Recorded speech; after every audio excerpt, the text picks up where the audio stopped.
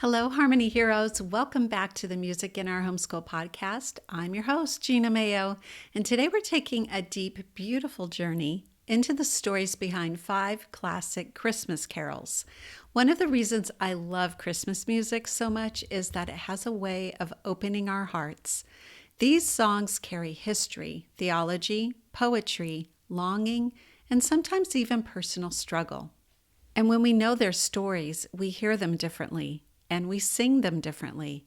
In our homeschools, they become not just background music for December, but opportunities to teach our children about faith, culture, and creativity. For today's episode, we'll walk through 5 beloved Christmas carols and uncover the fascinating people, moments, and surprises behind each creation. Each story is perfect to turn into a short music appreciation lesson in your home.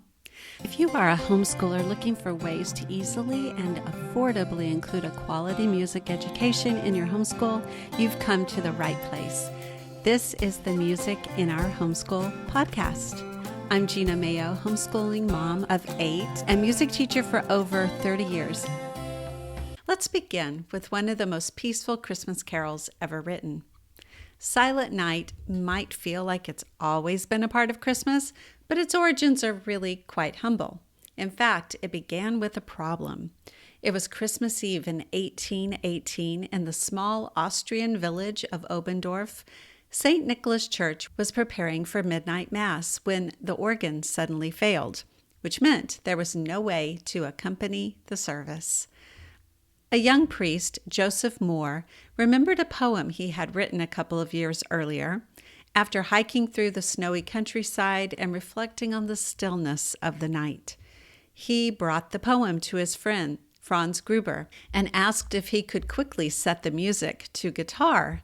Gruber composed a gentle flowing melody that fit the peaceful words perfectly, and that night Moore and Gruber sang Silent Night for the very first time, accompanied only by a simple guitar.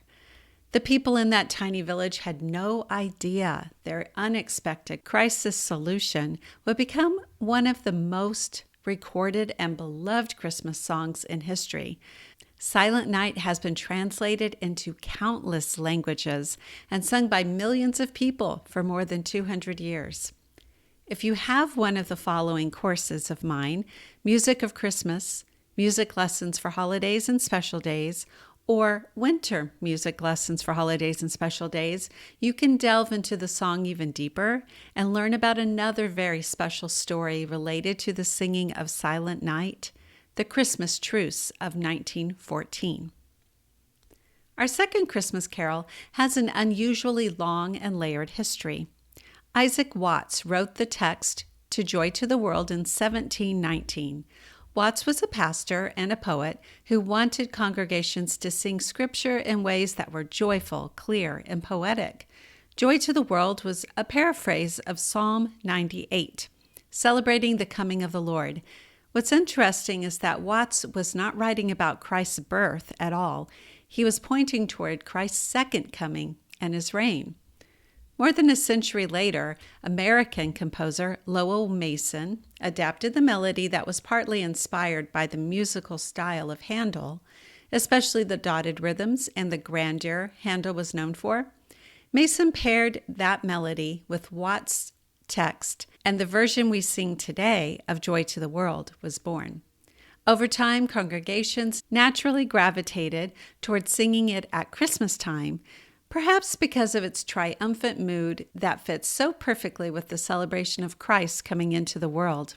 A fun homeschool activity would be to look up Psalm 98 together and compare the text of the psalm with Watts's poetic paraphrase.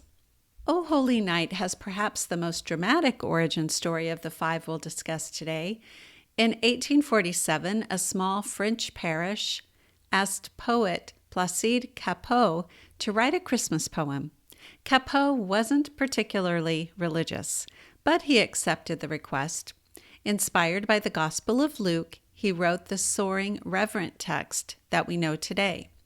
Cappeau then asked his friend Adolphe Adam, a well-known composer of ballet and opera, to set his poem to music. Adam created a sweeping melody with huge emotional range from quiet reflection to powerful declaration. The song was immediately loved by the French people. But the church later tried to ban it after learning that Capot had drifted away from the faith and that Adam was Jewish. But the carol was already in the hearts of the people, and they continued singing it. Decades later, on Christmas Eve 1906, O Holy Night entered history again. Inventor Reginald Fessenden made the first radio broadcast ever sent with the human voice. He read part of Luke 2 over the airwaves in Brant Rock, Massachusetts, and then he lifted his violin and played O Holy Night. It became the first piece of music ever transmitted over radio. The First Noel is one of the oldest carols still sung today. It probably originated in the 1400s or 1500s in England, long before most people had access to hymn books. Because of that, the carol was part of oral tradition. Songs were passed from family to family and from village to village, especially in rural communities. The word Noel simply means Christmas, from the French word relating to birth. This was truly the first Christmas song for many English families. The long, soaring melody of the First Noel reflects its folk origins. When a song is passed down orally, it often develops repetitive lines and memorable patterns because that makes it easier to remember. You can almost picture the villagers singing it outdoors during Christmastide, retelling the story of the angels, the shepherds, and the wise men. Our final carol, Hark, the Herald Angels Sing, is a wonderful example of how Christmas music can evolve through many hands and many centuries. The original text was written in 1739 by Charles Wesley, one of the most prolific hymn writers in history. His first line is not the one that we sing today, though. He wrote, "Hark, how all the welkin rings," using an old English term meaning the vault of heaven. It was rich with meaning, but not easy for a congregation to understand. A generation later, George Whitefield, a leader in the American Great Awakening revival, edited the hymn to make it more singable. He replaced welkin with the Herald Angels, and the carol became immediately more accessible. But the tune that we now sing didn't appear until 1855. German composer Felix Mendelssohn wrote the melody years earlier for a secular celebration marking the 400th anniversary of Gutenberg's printing press. Mendelssohn himself said the tune wasn't suited for sacred words, but William Cummings, an English musician, thought it matched Wesley's text beautifully. He paired them together, and it became the triumphant carol we know today. What all these stories have in common is that Christmas music doesn't just appear out of nowhere. These carols were born from real people, real creativity, and real history. When we share these stories with our children, we give them more than just melodies to sing. We give them connections to the past, an understanding of where our traditions come from, and a deeper appreciation for the beauty of the season. Here are a few easy ways to turn this podcast episode into a music appreciation lesson for your homeschool. You'll find them at the accompanying blog post at musicinourhomeschool.com/classic Christmas carols. You can listen to 2 or 3 different versions of the same carol and compare them. You can look up the original poems or scripture passages behind the lyrics. You can have your children illustrate one stanza of a carol. You can explore how each carol's style reflects the time period.